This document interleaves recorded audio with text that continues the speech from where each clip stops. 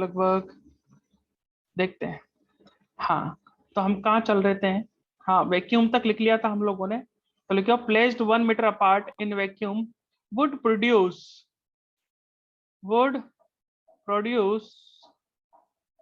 between these conductors of a force of 2 into 10 to the power minus 7 Newton per meter length.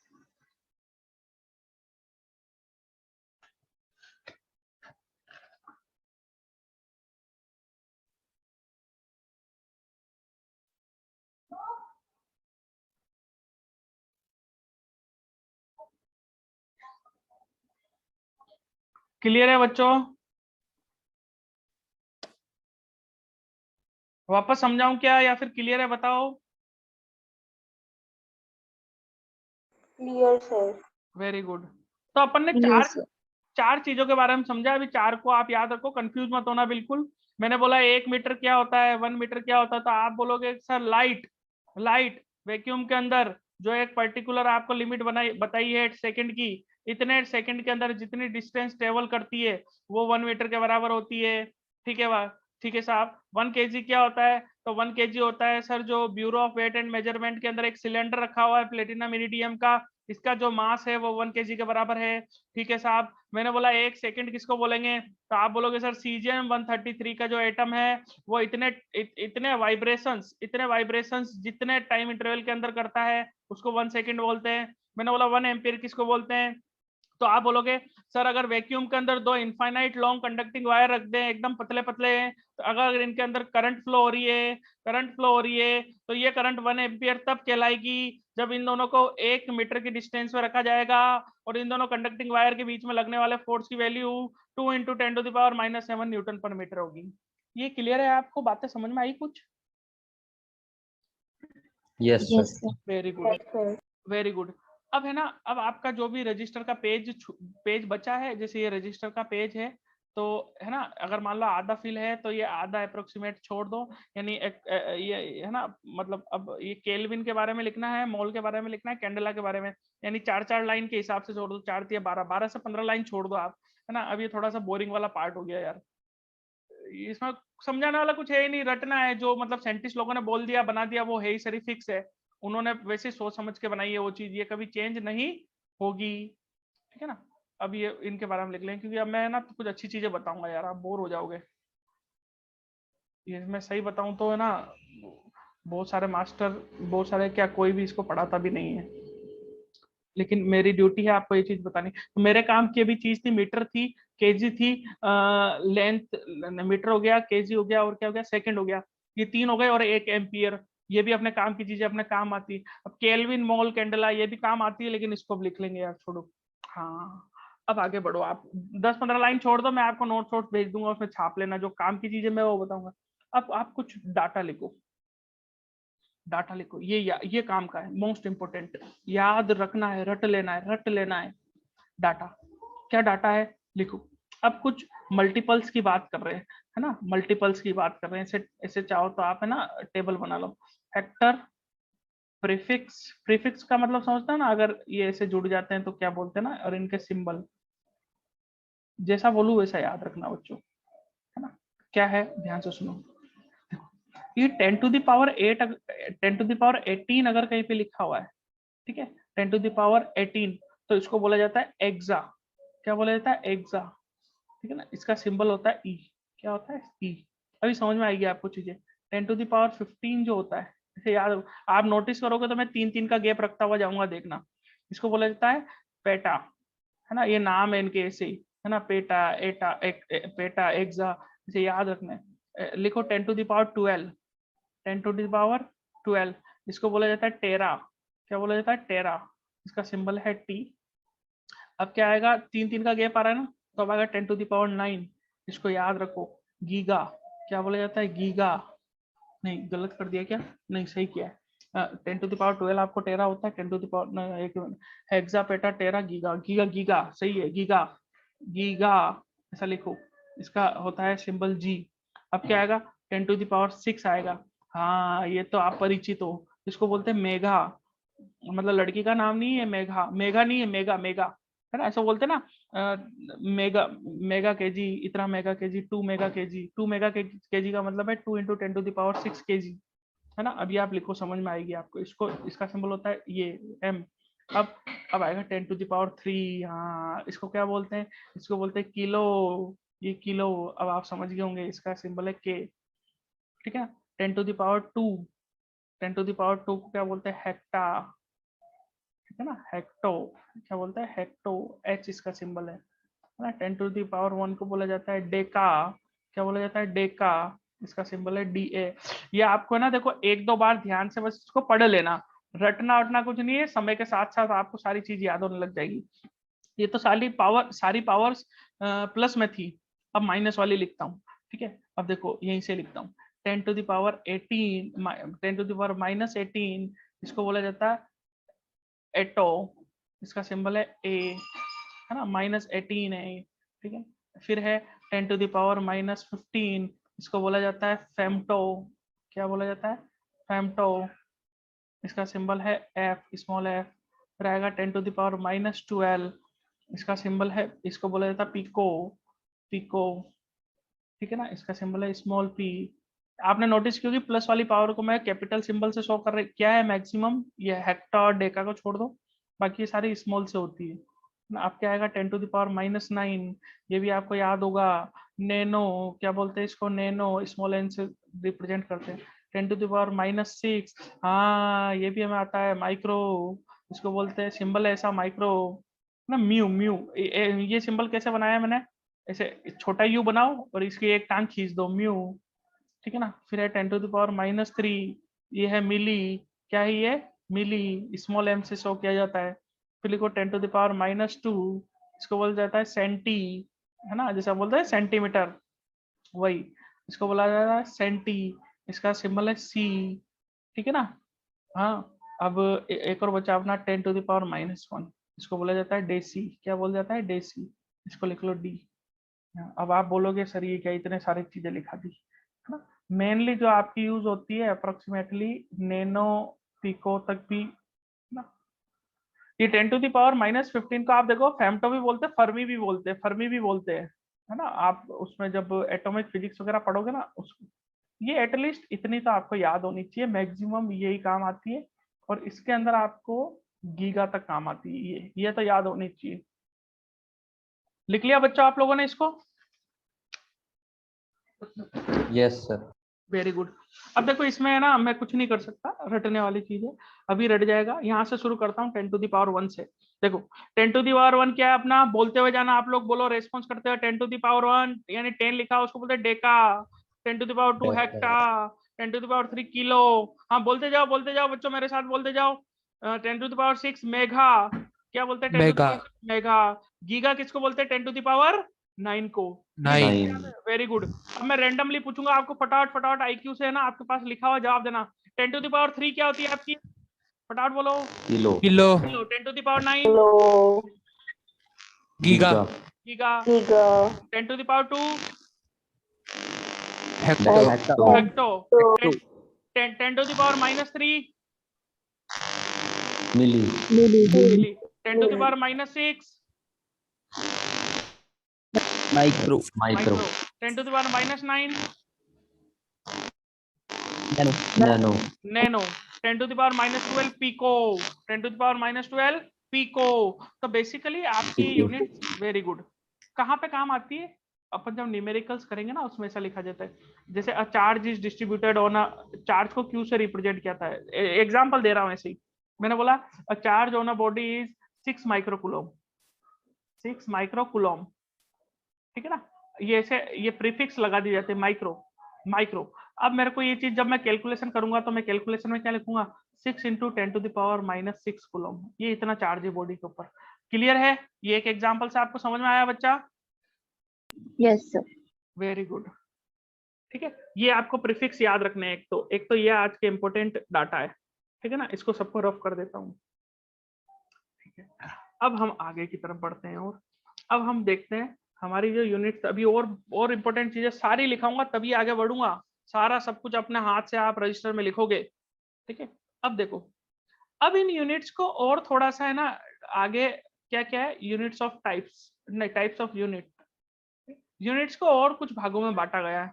कैसे बांटा गया है, ऐसे नाम दे दिए इनको, बेस यूनिट, बहुत सारी फिजिकल क्वांटिटी है ना, बहुत सारी, इसलिए इनको कुछ कुछ ऐसे भागों में बांट दिया, अलग अलग जगह पे इनका यूजेज है। कैसे अभी समझ में आएगी, है ना, ये ऐसे लाइन आगे खाली छोड़ना, ऐसे लिख रहा हूँ जैसे लिख रहा हूँ, अभी समझाऊंगा। जैसे बेस यूनिट बनाई गई, प्रॉपर यूनिट बनाई गई, किसी किसी यूनिट्स को बोला गया प्रॉपर यूनिट, किसी किसी यूनिट को बोला गया बेस यूनिट, किसी किसी को बोला गया सप्लीमेंट्री यूनिट। कौन सी, सप्लीमेंट्री यूनिट, ठीक है ना। किसी किसी यूनिट को बोला गया आपका प्रैक्टिकल यूनिट, क्या बोला गया, प्रैक्टिकल यूनिट, क्या बोला गया, प्रैक्टिकल यूनिट, ठीक है, प्रैक्टिकल यूनिट। Very good. और एक किसी किसी को बोला गया डिराइव्ड यूनिट। अब किसको कैसे बोला गया, कंफ्यूज नहीं होना, ऐसा पढ़ चुके हम। बेस यूनिट कौन सी होती है, एग्जाम्पल से समझेंगे। से बेस यूनिट, एग्जाम्पल मीट, तो ये आपकी जो फंडामेंटल यूनिट्स थी ना, यही आपकी बेस यूनिट कहलाती है। बस इसे याद रखना है, फर्जी चीज है बस, ऐसे ही मैं आपको नाम लिख रहा हूँ, कभी आपके सामने आ जाए this is the practical unit of heat, ऐसे वर्ड लिखा जाए प्रैक्टिकल यूनिट, तो आपको ये चीज समझ में आ जाएगी, हाँ सर ने कुछ कुछ नाम ऐसा लिखा था प्रैक्टिकल यूनिट क्या होता है, अभी समझाता हूँ। ये बाकी के ऊपर तीन तो आपको याद है। देखो बेस यूनिट क्या होती है, जैसे मीटर, सेकंड, किलोग्राम, एम्पियर, ये जो फिक्स यूनिट है ये बेस यूनिट कहलाती है किसी फिजिकल क्वांटिटी की ना। हाँ, प्रॉपर यूनिट, प्रॉपर यूनिट का मतलब है कि आपने कोई भी सिस्टम के अंदर काम किया, जैसे सीजीएस में, एमकेएस में, एफपीएस में, किसी में भी, तो आपने क्या किया कि कोई भी आपने जैसे आपने सीजीएस सिस्टम फॉलो कर रहे हो तो आप सारी के सारा डाटा सीजीएस में ही ले रहे हो। एमकेएस में काम कर रहे हो तो सारा का सारा डाटा फिजिकल क्वांटिटी का एमकेएस में लिख रहे हो। वो प्रॉपरली आपने एक सेट बना लिया कि ये पर्टिकुलर प्रॉपर यूनिट होगी। तो इनके एग्जांपल जैसे मीटर, सेंटीमीटर, फुट, ये आपने प्रॉपर यूनिट्स बना ली, ठीक है ना, ऐसे बोला जाता है। सप्लीमेंट्री यूनिट तो आपको पता है दो ही होती है, इसमें तो कोई ऑप्शन ही नहीं है, radian and steradian, radian and steradian, ये दो प्रॉपर यूनिट होती है। हाँ, अब मेनली मेरे को आपको प्रैक्टिकल यूनिट सिखानी है बस। देखो जो प्रैक्टिकल यूनिट्स मैं आपको बताता हूँ, ये प्रैक्टिकल यूनिट्स क्या होती है, मैं अपनी लैंग्वेज में लिख रहा हूँ, आप अपनी लैंग्वेज में लिख दो। प्रैक्टिकल यूनिट ऐसी लैंग्वेज होती है जो यूनिट किसी भी सिस्टम का पार्ट नहीं है, किसी भी सिस्टम का पार्ट नहीं है, किसी भी सिस्टम का पार्ट नहीं है, यानी ऐसे यूनिट जो किसी भी सिस्टम का भाग नहीं है। भाग मतलब कि ना ही तो उसको हम प्रॉपर्ली सीजीएस बोल सकते हैं, ना ही एमकेएस, ना ही एफपीएस, और ना ही एसआई। सुनो ना बच्चों, कंफ्यूज मत होना, बिल्कुल कंफ्यूज मत होना बच्चों, रिक्वेस्ट है आपसे, बिल्कुल कंफ्यूज मत होना। प्रैक्टिकल यूनिट्स ऐसी यूनिट्स होती है कुछ जो किसी भी सिस्टम का पार्ट नहीं है, बस प्रैक्टिकली, यानी प्रैक्टिकली इन यूनिट्स का नाम जनरेट होता गया प्रैक्टिकली। जैसे प्रैक्टिकली कैसे, जैसे आप मान लो भोजन करते हो, खाना खाते हो, जो आप भोजन करते हो तो भोजन करते हो तो आपको क्या बोला जाता है, डॉक्टर क्या राय देता है कि भाई एक स्वस्थ मनुष्य को 1500 से लेकर 2000 कैलोरी तक, है ना, जो भी इसकी रेंज है, मतलब 1500 कैलोरी आपको लेनी चाहिए या 1200 कैलोरी लेनी चाहिए। या किसी का ओवर वेट है तो उसको बोला जाता है भाई आप है ना कम से कम 2000 2000 कैलोरी आप बर्न करिए, ठीक है ना, ऐसा बोला जाता है। ये जो कैलोरी है ना, ये प्रैक्टिकल यूनिट्स है। बेसिकली हम जब खाना खा रहे हैं, खाना खाते तो हमारी बॉडी में क्या क्या बनता है, क्या जनरेट होती है, हमारी बॉडी क्या करने के लायक होती है, हमारी बॉडी एनर्जेटिक होती है, यानी एनर्जी आती है हमें खाना खाने से या कुछ भी खाने से पीने से। तो एनर्जी अगर आ रही है तो हमें एनर्जी की यूनिट तो क्या होती है वैसे, जूल होती है। क्या होती है, जूल होती है। तो हमें ऐसे बोलना चाहिए था ना, डॉक्टर को ऐसे बोलना चाहिए भाई तुझे 1500 जूल एनर्जी खानी है। ये क्या हो गया, 1500 जूल एनर्जी खानी, यानी जूल कहने का मतलब यूनिट तो ये भी जूल जो यूनिट है ये भी एनर्जी की है, और एनर्जी की एक यूनिट डॉक्टर ने और बोल दी कैलोरी। तो कहने का मतलब ये जूल कहाँ पे यूज होगी और ये कैलोरी कहाँ पे यूज होगी, ये प्रैक्टिकली हमें बातें समझ में आती है। मैं बोलूँ आपका वर्क डन हुआ, आपका वर्क डन हुआ, किसी मशीनरी है, कोई मशीन है, मशीन ने वर्क किया, वो क्या 100 जूल इस मशीन का वर्क हुआ, तो ये हम मशीन की बात कर रहे हैं, उसमें हम जूल बोलेंगे। हम ऐसे थोड़ी ना बोलेंगे कि आपकी मशीन ने वर्क किया है 100 कैलोरी आपकी मशीन का वर्क हुआ, नहीं नहीं ऐसा नहीं बोलेंगे। तो हमें जगह के हिसाब से, जगह के हिसाब से ये यूनिट को डिसाइड करना पड़ता है। जो प्रैक्टिकली तो जो यूनिट्स बनती गई, कैसे प्रैक्टिकली जो यूनिट्स बनती गई उनको जिस कोठे में रखा गया है उस कोठे का नाम है प्रैक्टिकल यूनिट्स, ठीक है ना। तो ये किसी सिस्टम का पार्ट नहीं है, आप कंफ्यूज मत होना। एक्चुअली क्या है, जब मैं आपको हीट पढ़ाऊंगा तो हीट के अंदर ये चीज लिखाऊंगा सुनना जरा ध्यान से। जब भी आप हीट की बात करते हो सारे के सारे क्वेश्चंस और नॉर्मल कन्वर्जेशंस में आप वर्ड यूज करोगे कैलोरी, लेकिन जब मैं हीट पढ़ाऊंगा तो मैं आपको लिखाऊंगा उसके अंदर the SI unit of heat is joule and the CGS unit is calorie. ऐसे मैं लिखाऊंगा आपको, मैं लिखाऊंगा आगे होके बोल रहा हूँ लिखाऊंगा। अब ये इसलिए लिखाऊंगा क्योंकि ये स्टैंडर्ड बुक्स के अंदर फॉलो की गई चीज है। कैलोरी को सीजीएस में भी रखते हैं, लेकिन बेसिकली कैलोरी रियल में है क्या? रियल में कैलोरी है आपकी प्रैक्टिकल यूनिट। प्रैक्टिकली हम कन्वर्जेशन में इस यूनिट को यूज लेते हैं। तब एग्जांपल से समझोगे आप। जैसे मैं एग्जांपल लिखूं कुछ यूनिट्स के बारे में, तो लिखूं जैसे कैलोरी, कैलोरी, कैलोरी, कैलोरी पर केजी, ठीक है ना, जूल पर कैलोरी, ठीक है ना, अर्ग पर कैलोरी। ऐसे जब ऐसे ऐसे यूनिट्स आती है ये कहलाती है प्रैक्टिकल यूनिट्स, ठीक है ना। ये किसी सिस्टम का पार्ट है नहीं। जैसे मैंने आपको यहाँ पे लिखा है कैलोरी पर केजी, है ना, और समझो इसको कैलोरी पर केजी। ओहो, तो आप कहोगे सर ये क्या क्या कर रहे हो आप, आपका दिमाग क्या कर रहा है? आपने तो हमें समझाया है केजी तो ऐसा यूनिट है और कैलोरी तो प्रैक्टिकल यूनिट है। कैलोरी प्रैक्टिकल यूनिट है, ठीक है ना। कैलोरी कौन सी यूनिट है? प्रैक्टिकल यूनिट है। और आपने प्रैक्टिकल यूनिट और ऐसा यूनिट से, है ना, एक नई यूनिट कैसे बना ली? ऐसे थोड़ी ना पॉसिबल है भाई। मैं बोलूं 50 केजी के अंदर आप किसी से डिवाइड करोगे तो किससे डिवाइड करोगे? केजी को केजी से ही तो डिवाइड करोगे, जैसे 2 केजी। ऐसा थोड़ी ना है। कभी ऐसे कर सकते हो क्या 50 केजी को मैं 5 मीटर से डिवाइड कर दूं? है यार, ऐसे कैसे कर दोगे? केजी में केजी से ही तो डिवाइड करोगे, लेंथ में लेंथ से डिवाइड करोगे, मास में मास से डिवाइड करोगे, टाइम में टाइम से डिवाइड करोगे। ये स्टैंडर्ड बात है, ये तो समझने वाली बात है। हम ऐसा थोड़ी ना कर सकते हैं कि सर ऐसे कर दो, कैसे कर दो कि सर 2 केजी आलू लेके आया डिवाइड बाय 5 आवर।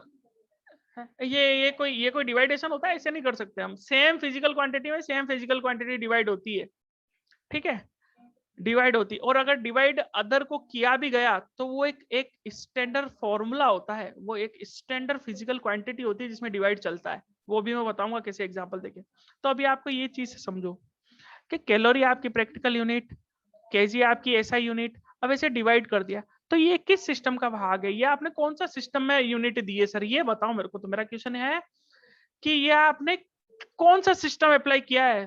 तो फिर मेरे पास जवाब क्या होगा बेटा? ये किसी भी सिस्टम का भाग नहीं है। This is not a part of any system. Calorie पर केजी, आई थिंक ये चीज आपको क्लियर होगी बच्चा, इसलिए इसको बोला गया practical unit. Is it clear to everyone? Is it clear to everyone? Yes, sir. Very good Yes, बच्चों, वेरी गुड। ऐसे आपको sir. समझते हुए जाने देखो। Sir very good. मुझे एक चीज अच्छे से पता है, ये मेरी कमी है कि एक ही बात को मैं 10-10 बार बोलता हुआ जाता हूँ, खुद की एनर्जी भी इतनी लगाता हूँ और बच्चों को भी पका देता हूँ। लेकिन मेरा एक उद्देश्य है बच्चों, देखो आपको मैं इतनी बार बोलूंगा ना तो आपके माइंड में सेट हो जाएगा। जब भी आप पढ़ोगे तो आपके मेरी बातें याद आएगी, हाँ सर उस समय इतना पकाते थे लेकिन ये बात सही है, ठीक है ना। तो आपको समझ में आ गई होगी। तो प्रैक्टिकल यूनिट्स आपने लिख ली होगी। अब डिराइव्ड यूनिट, डिराइव्ड यूनिट आप लोग जानते हो जो फंडामेंटल यूनिट से मिलकर बनी होती है। जैसे एग्जांपल लिख लो मीटर पर सेकेंड, ठीक है, किलोग्राम इंटू मीटर पर सेकेंड स्क्वायर, ठीक है ना। और भी बहुत सारे एग्जांपल है, और लिख लो kilogram into metre square upon second square. अब ये किन किन की यूनिट लिखी है मैं बता दूंगा आपको। क्लियर? लिख लो बच्चों, दैट्स ऑल। यहाँ तक लिख लीजिए। क्लियर है बच्चों सबको?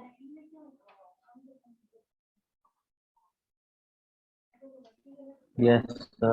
वेरी गुड बच्चों। अब ये थी आपकी पूरी एसआई यूनिट, ये हमने पढ़ी सारी एसआई यूनिट। अब देखो, अब लिखो आप हेडिंग डालो एकदम फ्रेश पेज पे, डिराइव्ड यूनिट। 2-4 यूनिट्स लिखूंगा बस, पकाऊंगा नहीं आपको। मुझे पता है डिराइव्ड में बहुत सारी लिख सकता हूँ, आपको भी पता है, ठीक है ना। तो आप लिखो डिराइव्ड यूनिट। जैसे एग्जांपल से समझ लेते हैं। एग्जांपल जैसे डिराइव्ड यूनिट क्या होती है, जैसे मैं लिखूं स्पीड की, स्पीड का फॉर्मूला क्या होता है? फॉर्मूला याद होना चाहिए, तो यूनिट भी बन जाएगी distance upon time, distance upon time. तो इसकी डिराइव्ड यूनिट क्या होगी? मीटर पर सेकेंड, ठीक है ना। एसआई यूनिट से ये अब एसआई यूनिट है, स्पीड की एसआई यूनिट क्या है, मीटर पर सेकेंड, ठीक है ना। सीजीएस में कन्वर्ट करना चाहता हो तो सेंटीमीटर पर सेकेंड हो जाएगी, पर अभी आपको करने की जरूरत नहीं है। फोर्स मैं लिख देता हूँ, फोर्स की डिराइव्ड यूनिट क्या होती है, जैसे आप लिखते हो मास इनटू एक्सेलरेशन, तो मास की यूनिट क्या होती है, केजी, और एक्सेलरेशन क्या होता है, एक्सेलरेशन होता है मीटर पर सेकंड स्क्वायर, ठीक है, मीटर पर सेकंड, तो यूनिट आ गई केजी इंटू मीटर पर सेकंड स्क्वायर, ये भी डिराइव्ड यूनिट। और भी लिखना चाहते हो और लिख लो, मूवमेंट की लिख लो, मूवमेंट क्या होता है, फोर्स इंटू परपेंडिकुलर डिस्टेंस होता है ना। फोर्स की तो अभी अभी आपने लिखी ये रही, तो kg into metre upon second square into distance, distance की क्या होती है, मीटर, तो ये आपके पास आ गई kg into metre square upon second square, ये मूवमेंट की इक्वेशन, मूवमेंट की जो है वो यूनिट होती है। और ये यूनिट इसकी भी होती है, किसकी, वर्क की भी होती है, लिखता हूँ देखो, वर्क क्या होता है, वर्क डन क्या होता है, force into distance in the direction of force, तो फोर्स की क्या है, फोर्स, ये फॉर्मूले अलग अलग है बच्चों, एक मिनट रुको बच्चों, एक मिनट रुको, इधर देखो ध्यान से, मूवमेंट का फॉर्मूला क्या लिखा है, ध्यान से देखना, ये भी डायमेंशन पढ़ाऊंगा तब आपको बहुत सारी चीजें क्लियर करूंगा।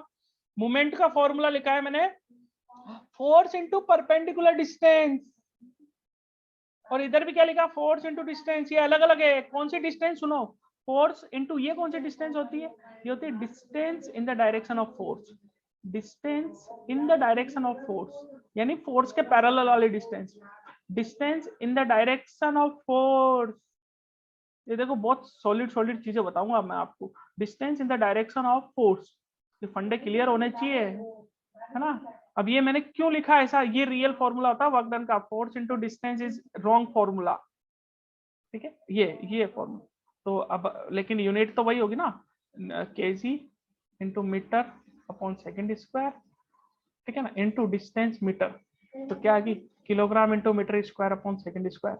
ये जो फॉर्मूले है ना बेटा, इनके मतलब क्या है, ये मैं आपको डायमेंशंस पढ़ाऊंगा तब बताता जाऊंगा। अभी ये लिख लो, ये डिराइव्ड समझ में आ गई ना आपको यूनिट बच्चों, और एग्जांपल दूं क्या, सफिशिएंट है,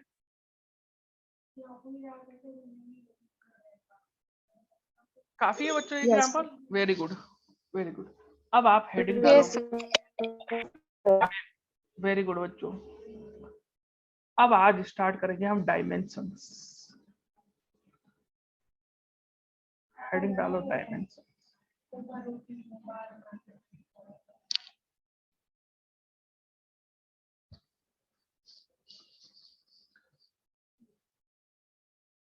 डायमेंशंस क्या होती है, डायमेंशन, अब डायमेंशन बनाना सीखेंगे हम, इस पे डाल लेना, most important, one question is fixed for competition, एक क्वेश्चन पूछा जाता है डायमेंशन का, अगर आपको देखना है क्वेश्चन तो कल ही मैंने आईआईटी नीट वाले बच्चों का टेस्ट लिया है, सुपर 30 वाले बैच में, उनको कल इसी चैप्टर का लिया यूनिट डायमेंशन का, उसके अंदर लास्ट ईयर का है क्वेश्चंस मैं आपको देता रहूंगा, टेंशन ना लो बिल्कुल, बस अभी थोड़ा सा पढ़ तो लो पहले, फिर मैं आपको क्वेश्चंस वैरायटी कराऊंगा, ये टॉपिक कवर होने के बाद काफी क्वेश्चन वैरायटी करेंगे, देखो है ना, एक क्वेश्चन आता है इसमें से, इसलिए ध्यान से समझना। डायमेंशन बेसिकली बनाने का जो तरीका है, इसके लिए बेस माना गया है बच्चों, बेस माना गया है किसको, तीन चीजों को, मास, लेंथ और टाइम को, मास लेंथ एंड टाइम। तो मास के लिए जो सिंबल यूज किया गया है वो लिया गया है कैपिटल एम, लेंथ के लिए कैपिटल एल और टाइम के लिए कैपिटल टी। इनको जब हम इस फॉर्म में लिखते हैं, ये बड़ा सा ब्रैकेट एम एल और टी, ठीक है ना, इसके ऊपर पावर्स लगाते हैं, पावर्स ए बी सी लगा देता हूं, अभी आपको समझ में आएगा, ये कहलाता है, this is the format how to represent the dimension of any physical quantity, this is the format, it is the format to represent dimensional formula, this is called as dimensional formula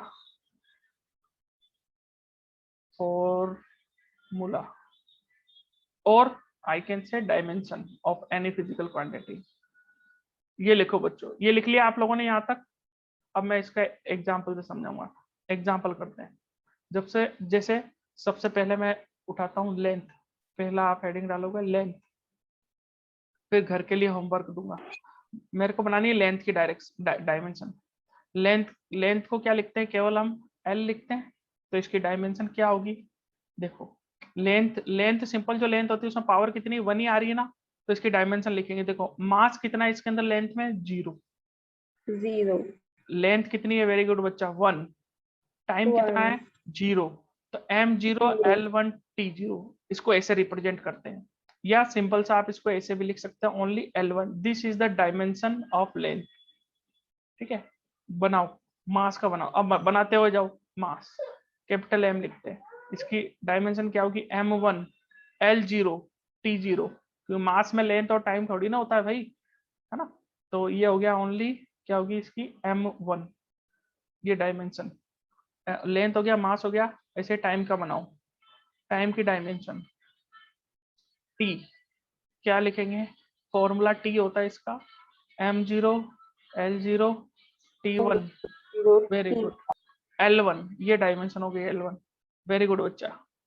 अब सुनो, अब यहां से start करते हैं, सबसे पहला formula है ना, अब 4th नंबर की फिजिकल क्वांटिटीज लिखो। 4th नंबर हम लिखेंगे लेंथ मास टाइम हो गया, एरिया की बनाते हैं, चलो एरिया।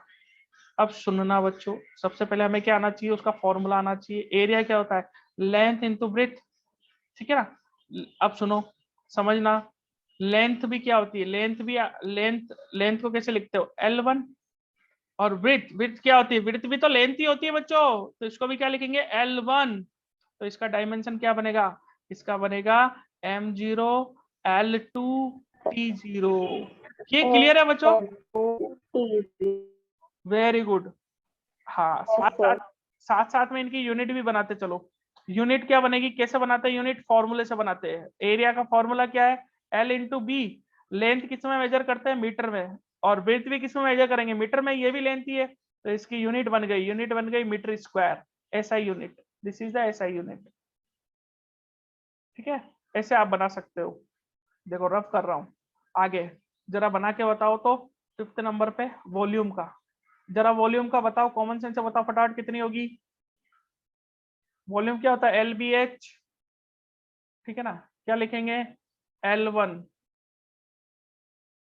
B भी क्या L1, H भी क्या L1, ये तीनों ही लेंथ ही तो होती है, तो मेरे पास क्या आया m0 l3 t0, l3 t0, very good. इसका यूनिट बनानी है, यूनिट बनाऊंगा मैं, यूनिट कैसे बनाऊंगा, मीटर इंटू मीटर, क्या बन गई ऐसा यूनिट, मीटर क्यूब। यहाँ तक metre clear, cube. Very good. 6 number का बनाता हूँ, 6 नंबर पे ऐसा उठाते जाओ, कुछ भी फिजिकल क्वांटिटी उठा लो जो आपकी इच्छा हो यार। डेंसिटी, अभी मैं वो बोले उठा रहा हूँ जो जो आपने पढ़ रखी है फिजिकल क्वांटिटी। डेंसिटी क्या होता है, mass per unit volume, mass upon volume. अब देखो मैं डायरेक्ट बनाता हूँ, मास की क्या लिखेंगे m1, वॉल्यूम कितना होता है L3, ऐसा होता है ना, L3 लिख सकता हूँ वॉल्यूम को। अब डायरेक्ट लिख दूं ना, ये पहले बना चुके हैं, अब डायरेक्ट भी लिख सकते हैं हमारा जब प्रैक्टिस हो गई। तो क्या लिखेंगे इसको, अगर इस तरीके से बना था m1, ये नीचे वाली L कितना, वेरी गुड, -3, बहुत अच्छे बच्चों। नीचे वाला ऊपर जाएगी, पावर क्या हो जाएगी, माइनस में हो जाती है ना, तो m1 l-3 और t0, ये इसकी डायमेंशन बन गई। अब इसकी यूनिट बनानी है। देखो बच्चों, फॉर्मूला आपको याद है या डायमेंशन याद है, कुछ भी हो, चाहे फॉर्मूला याद हो चाहे डायमेंशन याद हो, आप यूनिट बना सकते हो। कैसे, मास की यूनिट क्या होती है केजी, ठीक है ना, ऐसा ही यूनिट बना रहा हूँ केजी। वॉल्यूम की क्या होती है मीटर क्यूब, ये देखो केजी पर मीटर क्यूब, ये इसकी एसआई यूनिट बन गई। कौन सी unit, SI unit, very good बच्चों। ये आई थिंक आपको समझ में आ गई। देखो कितना इजी तरीके, कितना इजी चीज पढ़ा रहा हूँ आपको, देखो कोई बड़ी चीज नहीं है, और फोकट के 4 नंबर आते हैं अपने, नीट का एग्जाम दोगे 4 नंबर लेके आओगे, पर फॉर्मूला याद होना चाहिए। अब बनाओ, अब किसकी बनवाऊं, फोर्स की बनवाता हूँ। फोर्स क्या होता है, मास इनटू एक्सेलरेशन होता है, ठीक है ना, एक्सेलरेशन। अच्छा, फोर्स के आगे अभी इस पे छोड़ दो, 2-4 लाइन छोड़ दो, उससे पहले मैं आपको बनवाता हूँ स्पीड की, है ना, इसको काटना मत, इसमें भी लिख देंगे स्पीड। स्पीड क्या होती है, स्पीड या वेलोसिटी, दोनों की सेम ही तो बनेगी, स्पीड हो चाहे वेलोसिटी हो, दोनों की सेम ही बनेगी। बस मुझे फॉर्मूला याद होना चाहिए।